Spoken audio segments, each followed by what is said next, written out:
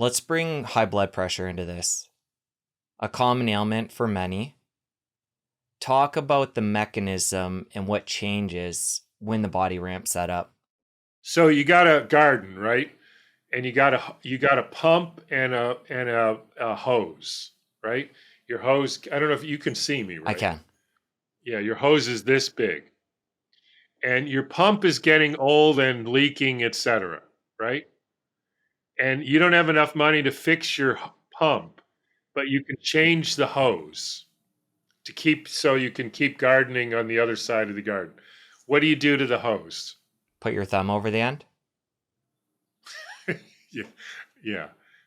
But you can do more than that. Get a new hose. Well, yeah. I'm just With trying what? to think of how to, if your hose is defective and your pressure is low, how If do you your increase hose that? is fine, but it's this big, and you're not getting enough pressure. Yeah. So Get a thinner what do you do hose. to your hose? Get rid of it. Get a thinner hose. Get a smaller diameter hose, Yeah. not a thinner hose. Well, that's what I meant by thinner. Yeah, that's what you meant by thinner, but not thinner No, walled hose. just no, smaller thinner, diameter. yeah, smaller diameter. Right? Yep. Because that'll keep the pressure up until you fix your pump. Or go to the end and put your thumb over and then. Or go to the end and put your thumb over it.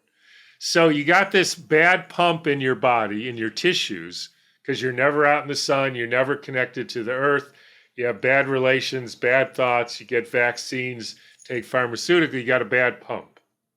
No gel layer.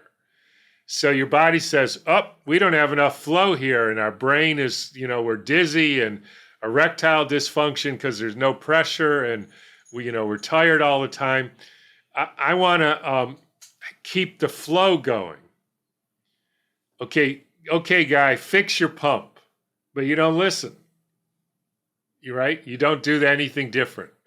So the body says, okay, I'm going to stiffen and narrow the tubes so that we get more flow.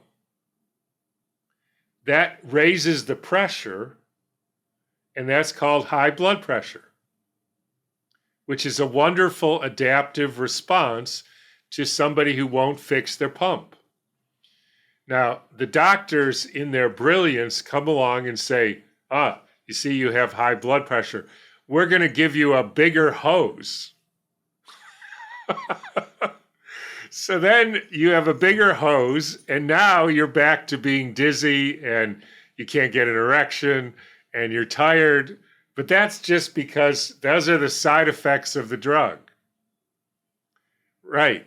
But that's because you've stopped the body from doing what it needs to do, and the only thing it could do, because you're too dumb to fix your pump. So it narrows the tubes. Now, you could come along and say, yeah, but Tom, if you keep narrowing and narrowing and narrowing, eventually you won't have any blood flow and then you'll die. And that's true. So if you don't want your body to have to narrow the tube, you might want to fix your pump. And then the body stops narrowing the tubes, and which is why I never had to give anybody high blood pressure meds. I just fixed their pump. And then the body just, got a bigger pipe, hose, because it doesn't want to do that. But if that's the only choice it has, and the point is, this is not a disease. This is your body's strategy to deal with a person who's not living properly. It's brilliant. And that's the way you look at all signs and symptoms. The body's trying to tell you something. And conventionally, we mask those instead of listening. Yeah, you get a splinter in your finger and you don't take it out. What happens next? It gets inflamed, red, warm, pussy. Pus. Right. Is the pus, is that a disease, i.e., you have an infection, or is that the body's way of getting the splinter out? That's the body's treatment. Right. It's obvious. Except we were taught it's an infection, give the person antibiotics, keep the splinter in. I mean, then you take the splinter out. But let's say you can't. So it's got an infection. Or somebody breathes in crap in their lungs, like chemtrails and pollution and glyphosate, etc. And then what happens? You make pus and cough, etc. Why? To get the crap out of your lungs. Go to the doctor. He says you have bronchitis. It's caused by an imaginary virus. So we're going to stop it and keep the debris in your lungs. Great. What happens then? Well, you do that twice a year for 20 years, and then you get lung cancer. What is that? That's a bag of toxic debris in your lungs. How did that happen? Well, it built up. Why did it build up?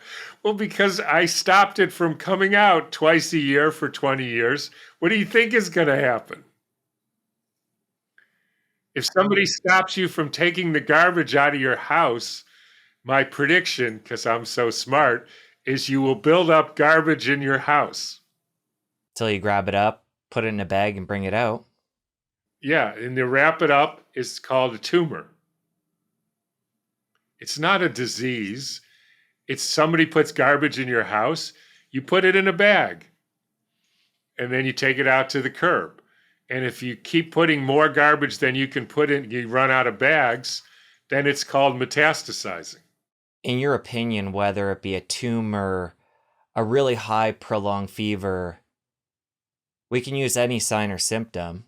And obviously, you just shared your general thoughts on this. It's the body doing the right thing for you at that time to assist in moving through this in the best way possible. But is there ever interventions you can think about where we can assist the body, even though it is doing what it knows best? Yeah, you can fix your pump. You can take the splinter out. You can not breathe in so much toxic debris. You can, fast or take stuff and do enemas to clean out the debris so that it's easier to not build up toxic material. That's called medicine. If you enjoyed that clip, you're going to want to head over here and catch a full episode. I'll see you over there. Nobody has liver attacks, kidney attacks. They have heart attacks and brain attacks called strokes. No other organ has attacks, even though the blood is the same and the arteries are the same, which led me to think it's got to